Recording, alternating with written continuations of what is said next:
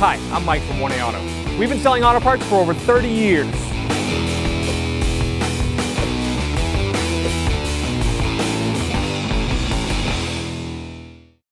We're going to remove this steering column adjuster lever.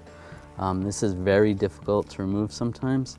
If you grab it with 2 fingers and pull towards the outside of the car, it'll come off. It's just got 2 retainers right there. I will show you another way to do it.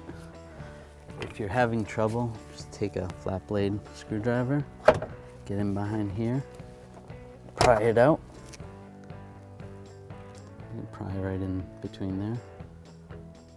This will come out just by pulling it to the side. Just like I said, sometimes it will be difficult to reinstall. You just line it up, push it in. Thanks for watching.